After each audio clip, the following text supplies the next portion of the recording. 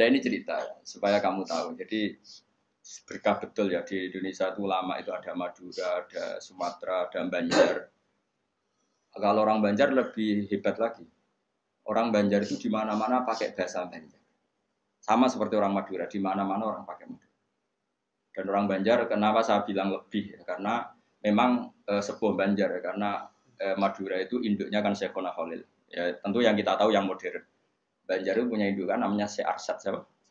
Syekh Arsad bin Abdis Somad. Syekhona Khalil itu ngaji sama Syekh Nawawi Banten. Padahal Syekh Nawawi Banten masih ngaji sama Syekh Arsad bin Abdis Somad teman Banjar. Itu uniknya orang Banjar itu. Meskipun hidup di mana-mana pakai bahasa Banjar. Termasuk kiainya siapa yang di Kholi besar di Banjar itu? Siapa itu? Di mana? Ustadz Zainil itu. Enggak, kampungnya apa? Ijen. Sekumpul ya. Itu ngajinya di Bangil. Kamu kira ngajinya di mana? Ngajinya di Mbah Zaini itu ngajinya di Bangil. Tapi jangan kira sama orang Jawa enggak, sama orang Banjar. Ngajinya di Bangil. Dan kiainya ya orang Bangil, tapi beliau orang Banjar. Mucalnya ya pakai bahasa Banjar. Sehingga orang Bangil enggak bisa ngaji sama kiai itu karena ini bahasa apa itu? Jadi sudah hidup di Bangil itu tetap pakai bahasa. Kalau kita kan Islam Nusantara, jadi iya, kayak, nah ini penting saya utarakan. Karena apa? Semakin lama itu orang, nah terus ini gitu ya. Saya ini kan baca kitab banyak sekali. Itu tadi saya sudah buktikan sholat sudah ada 5 mungkin. Tak teruskan. Ketika Nabi mau kabundut, dia udah susah. Itu dibuka jendela. Itu Nabi masih di dalam. Buka jendela. Ketika melihat orang sholat itu langsung sehat. Ternyata ketika beliau sakit, orang semua di masjid tetap sholat. Masyhur kenangannya Aisyah, kenangan Sayyidah Fatimah. Fastana rawajjuh wasur rawajjuh. Nabi baru nggak sholat berdoa, semua nangis pot. Ternyata aku sukses jadi Nabi, wah bersolat. Semua nangis pot. Padahal beliau sakit. Sudah usi barok, sudah pakai belenggu. Sudah di kepalanya sudah diasbu, sudah dimaksud, Akhirnya apa?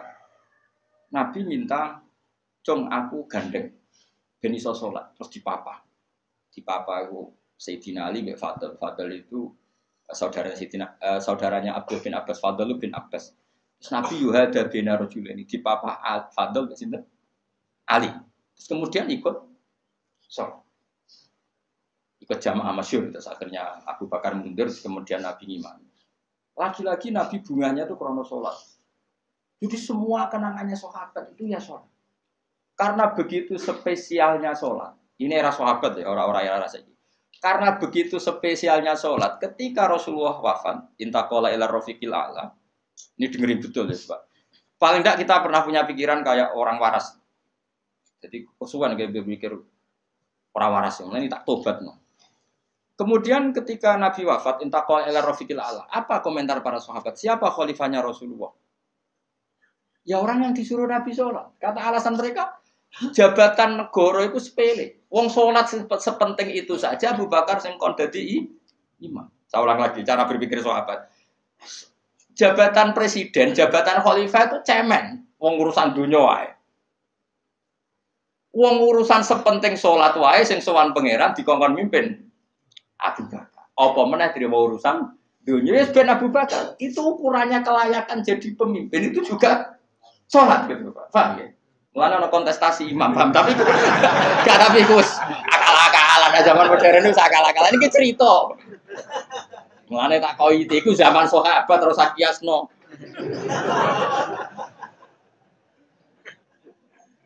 Tapi sampean pernah dengar toh ketika sahabat milih Abu Bakar alasannya apa? Karena Abu Bakar ditunjuk ngimami sholat. Terus pikiran mereka sholat sepenting itu saja oleh Rasulullah diridakno dipimpin Abu Bakar. Ya sudah khalifah Abu Bakar. Kayak apa urgensinya sholat sampai semuanya rujukan. Terus Nabi juga ngendikan, sok ben jong kowe nek ning mahsyar iku amaliyane ora pati dihisab. Pertama dihisab iku sholat. Terus sholat sama Allah liyane gampang. Lagi-lagi sholat yang dipuji. Tapi sekarang orang Islam modern itu koyo LSM.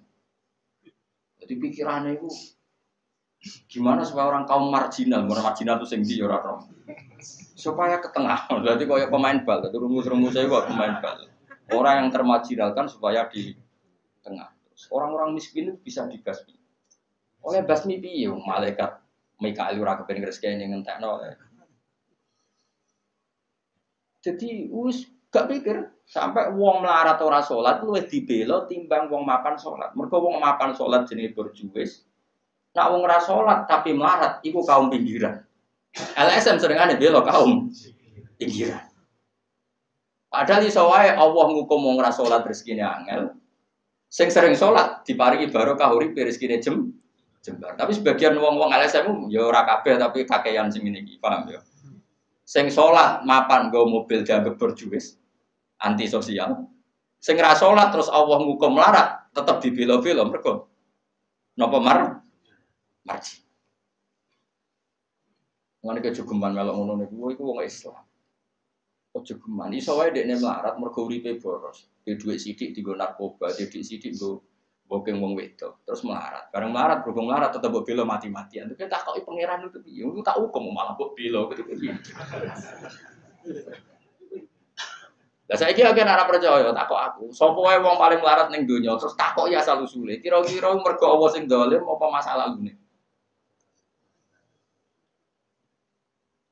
Wong merantau sing ning dalan-dalan rata-rata ya ana mutunge.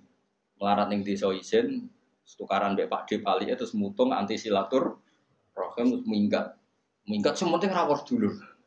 Lho padahal ngendikane Kanjeng Nabi paling cepet dadekno sumpeke rezeki adalah qatur rahim. Wong lungane wae niate ngadui dulur. Iku jenenge apa qatur terus dihukum mbek pangeran merantau kangelan. Tapi saya tidak nuduh semua orang seperti itu. Tapi aku yakin nggak mungkin seperti ini tanpa sebab. Tuh bela-bela nih. Mereka kowe mau dikoidah marginal berjuwis, apa? Marginal. Kalau pikiran ini terus, nanti kita kayak zaman PKI kan. Saya tuh punya kenalan gus-gus banyak di Kediri, di Madiun, di mana-mana. Itu dulu PKI Madiun, PKI Kediri, PKI mana-mana di daerah sana itu. Mangkel kiai, jadi kiai dianggap kayak bos berjuwis. Santri yang kerja ngurumat apa? Kebon. Kiai ini tengok-tengok ning omah untuk setoran. Jadi nganggep kiai koyo ketua geng. Mergo kiai ini ning omah tengok-tengok mulang. Engko santrine ngurusi kelapane, ngurusi panenane terus disetor. Nah, makanya darane kiai ketua geng. Terus sing dekne ku bela kaum apa? Melarat. Kaum melarat itu kangelan. Akhirnya gerakan sama rata sama rasa. Itu korban pertama PK. Mergo dekne ora ro ibadah. Dadi wong sing diparingi jembar kaya kula ini kan mulang. Terus rukin salam template, dianggap kok ketua preman terus setoran ngono ae. Yo mati yo jenenge wong bingung kabeh diprovokasi ngono iku yo. Mati. Akhirnya pertama yang dilibas PKI yo kiai, perkarane provokasine ngono iku. Yo kayak agak anak kiai aku anak kiai putune kiai itu terus cerita. Padahal kiai-kiai iku mapan mergo barokah wa mattaqillah Allahu makhraja. Mesti ora ana wong takwa ora diurusi pangeran. Kulo niku yo ora pati pinter pergawe tapi yo kerumat wae pangeran. Umum yang kaji kulo yo kaji. Umum yang Pak Yurabi yo rabi. Cara aku butuh wae untuk akeh kan cuma yo. Pokoke gampang kabeh cara gelem. Cuma iki kan njogo toleransi. Sampai wong ora payu-payu yo dadi. Saya tuh pernah itu ngisi seminar di Madura di Bata-Bata di sana. Pondok paling besar di Madura namanya termasuk pondok paling besar itu Bata-Bata sama Gus Yofur. Itu cerita gini, Gus kalau di sini orang alim, wah kalau ingin nikah gampang, dikasihkan, masih dikasih uang sama calon mertua. Kalau Anda ingin, nanti pulang bisa bawa langsung. Ini Madura, negara Islam. Ya pemandunya itu bilang gitu. Waduh. Aku ngaku kesuwen dari Kiai Jawa Tengah. Kesuwen ra tau roh ngono-ngono iku. Jadi kok kaget tuh. Masa gitu ya? Itu ada pendereknya lagi. Pengiringnya. Tak tanya, apa betul gitu? Oh iya, betul. Betul sekali. Wah. Padahal kecerdasan Madura itu yang paling bisa ngalahkan kecerdasan Pak Habibie guyonannya. Karena kalau guyonannya Pak Habibie itu tanya, coba ukur ketinggian tiang itu, tiang bendera.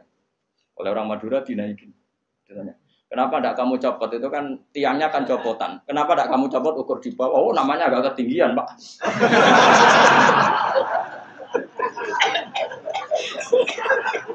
Makanya gue nanya, Ya itu guyonan. Habib itu belum pernah debat kalah kecuali ngadu orang.